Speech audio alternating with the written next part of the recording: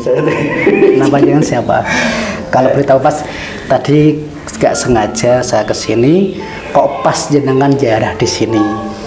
Makanya saya mau minta informasi tentang Mbah Tanggulangin yang jenengan yang Bapak ketahui. Mbah Tanggulangin itu tabib ya.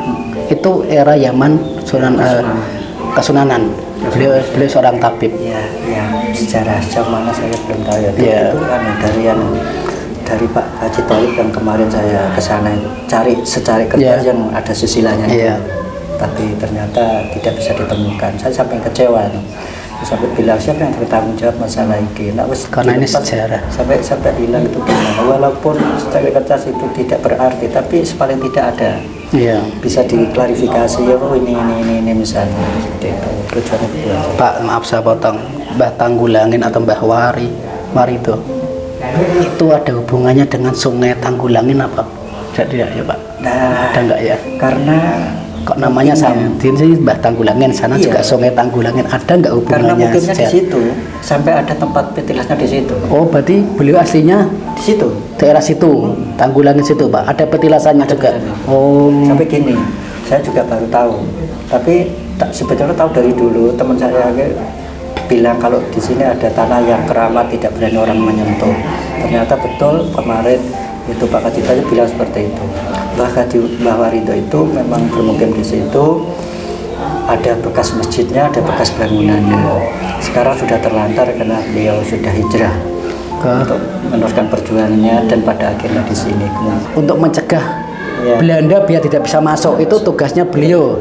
Oh, seperti itu. Sehingga punya tempat di situ, di tempat mukim di situ, dan di situ tuh ada bekas bangunnya sampai sekarang bisa ditinjau.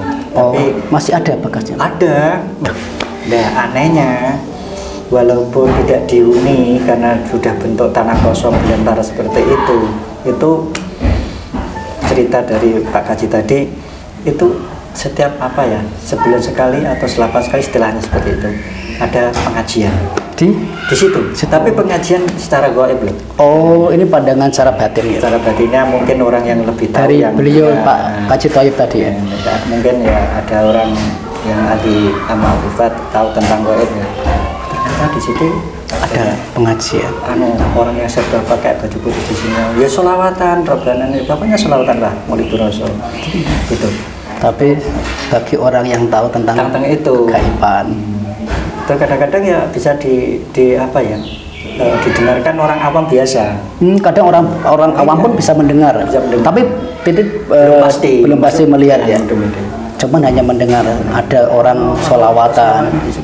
Ya, nyuwun sewu Pak Komari, memang tujuan kita inginnya masyarakat Kudus dan sekitarnya biar tahu sejarah Mbah Tanggulangin dan biar tahu juga makam Mbah Tanggulangin, karena orang Kudus sendiri Pak itu banyak yang nggak tahu tentang ada ya ternyata makam Tanggulangin, makam Mbah Tanggulangin.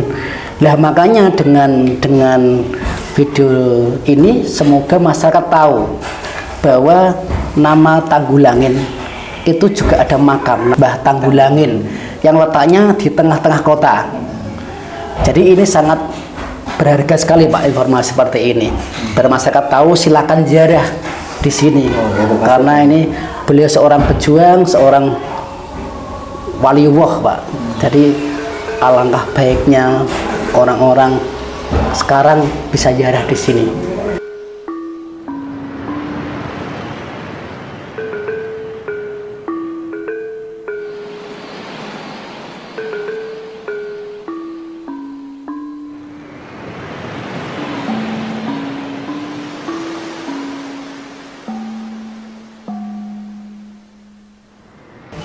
Assalamualaikum warahmatullahi wabarakatuh. Kebetulan saya berada di dalam makam Mbah Tanggulangin. Kebetulan saya bertemu dengan warga sekitar, dengan Pak siapa Pak? Pak Faisal. Pak Faisal. Beliau ini sebagai warga sekitar dan saya ingin menggali informasi dengan beliau tentang Mbah Tanggulangin. Pak, maaf Pak. Ya. Bisa cerita tentang sejarah Mbah Tanggulangin yang Pak Faisal ketahui Pak? Ya, terima kasih sebelumnya. Ya, saya ya sekedar yang saya dengar dan saya ketahui, Mbah Warido atau Mbah Kiai Syekh Warido atau Kiai Tanggulangin itu dulunya dari Dukuh atau Desa Tanggulangin. Desa Tanggulangin daerah perbatasan ya, perbatasan Kudus Demak. Itu sejarahnya itu di situ. Lah Mbah Kiai Tanggulangin itu menurut sejarah atau cerita-cerita itu punya bapak, punya abah namanya Raden Mas Rahmat Jaya Diningrat. Bapaknya Mbah Tanggulangin itu Mbah Raden Mas Jaya Diningrat. Rahmat Jaya Diningrat. Itu dulu pengawalnya Pangeran Diponegoro waktu zaman Belanda. Iya, iya, iya. Nah, itu punya teman namanya Raden Mas Sutawijoyo. Oh, iya, iya. Jadi dua sahabat itu jadi pengawalnya Pangeran Diponegoro itu waktu zaman Belanda. Nah, terus waktu itu diserang sama Belanda, terus kocar kacir. Oh ya. Nah, terus Mbah Raden Mas Rahmat bapaknya Mbah Tanggulangin itu lari ke Tanggulangin. Oh gitu. Nah, versinya begitu. Iya, iya, iya. Lah kalau asal muasal Mbah Raden Mas Rahmat Jaya Diningrat itu asal dari Jogja.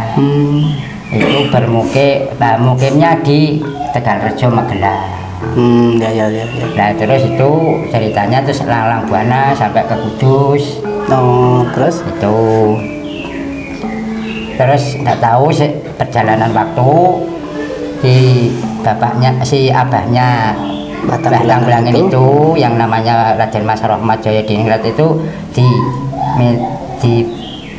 diminta mantu. Oh ya, diambil mantu. Ya, diambil mantu sama Kiai Panjunan Wetan. Kiai Panjunan Wetan itu namanya belum tahu. Tapi ada makam. Ada makamnya di situ. Di daerah Panjunan. Panjunan. Oh, ada makam namanya. Ya, makam Panjunan. Makam Kiai Panjunan itu. Mungkin cuman saya sampai sekarang belum tahu namanya Mbah Kiai Panjunan Wetan itu siapa aslinya yang lah. Mbah Kiai Panjunan Wetan itu punya anak namanya Raden Roro Solihah. Itu anak putri beliau. Beliau jadi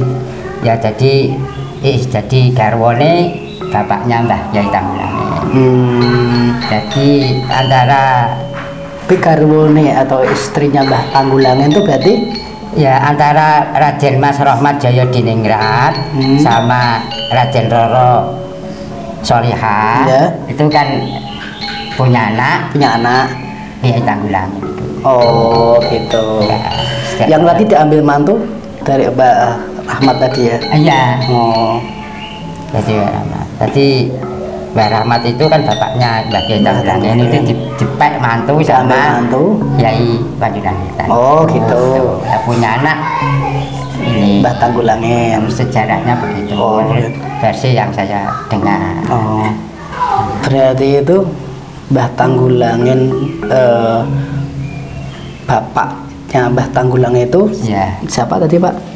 Raden Mas Roro Jaya Rahmat Jaya Diningrat. Oh, ibunya namanya Raden Roro Solihah. Oh, gitu. Ya. Terus sejarahnya ya, Pak, ada hubungannya nggak Pak antara Sungai Tanggulangin dan makam Tanggulangin? Nah itu, nggak tahu dari versi cerita-cerita ini ya, cerita itu juga dari tokoh-tokoh masyarakat Tanggulangin. Ya. Itu dulu Mbah Kiai Tanggulangin atau Syekh Warido itu tidak tahu asal terus bisa bermukim di Tanggulangin. Oh gitu. Ya, sejarahnya perjalanan ini saya kurang tahu. Nah, cuman ini ada sedikit cerita dari versi masyarakat sana zaman dulu itu masyarakat sana mengadakan sedekah bumi.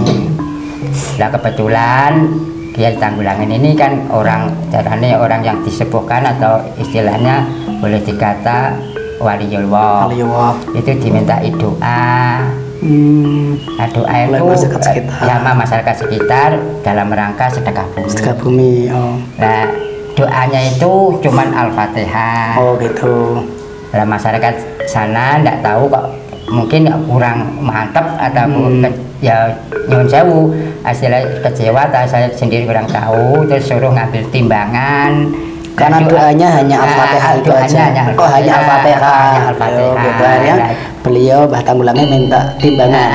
Nah itu ditimbang, ceritanya begitu. Nah ternyata berat ya Al-Fatihah. Karena memang Al-Fatihah itu suatu doa yang mustajab. Terus bisa sampai dukuh Blenyian, sampai sini itu sejarahnya tidak tahu. Maksudnya masyarakat sana ya mungkin Mbak ya itu kecewa atau ya tidak tahu. Jadi itu cerita itu jangan diambil negatifnya. Cuman tidak tahu kok. Nah, ada versi mungkin mbahnya itu dari Panjunan, mungkin sini dulu, daerah sini itu dulu makam umum, Mas. Sini makam umum. Sekitar sini tempatnya rumah Mas Narto Ngidul itu makam umum. Jadi sini tuh masih ada rumah, masih ada patok. Ada makam. Sebelah. Ya radius ini dulu sini ya makam semua. Makam umum. Ya termasuk ini juga.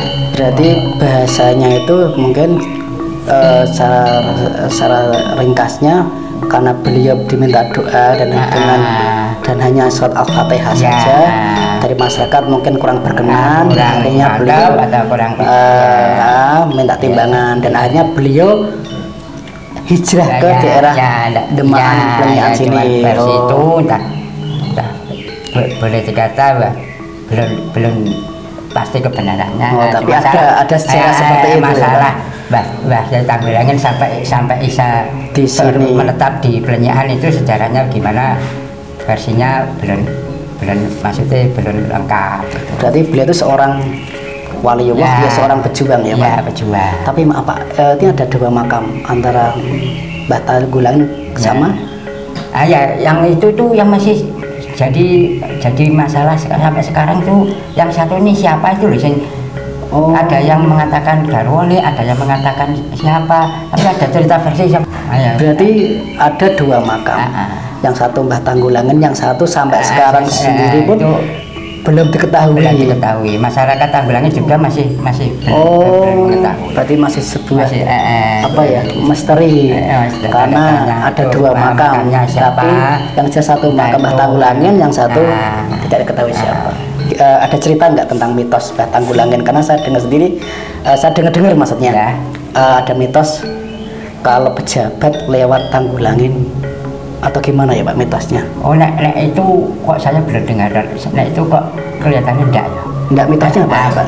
Nah, mitosnya begini, warga sekitar kalau mau punya kerja, entah itu mau bangun rumah, entah mau ngawin ke anaknya atau nyunat itu harus nyuwun sewu, istilah itu selamatan.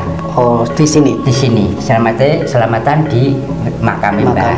Tapi itu bukan maksudnya Mbah itu minta itu enggak. Itu ada kejadian masalah. Kejadian apa Pak? Nah, ndak itu Delalah itu ada rintangan aja, punya kerja itu ada rintangan.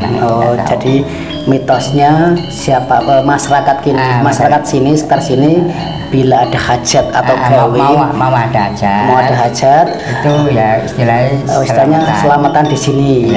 Ada mitos yang menyatakan apabila tidak melakukan selamatan ada satu rintangan, tapi itu semua sih kembali ke kepercayaan kita masing-masing.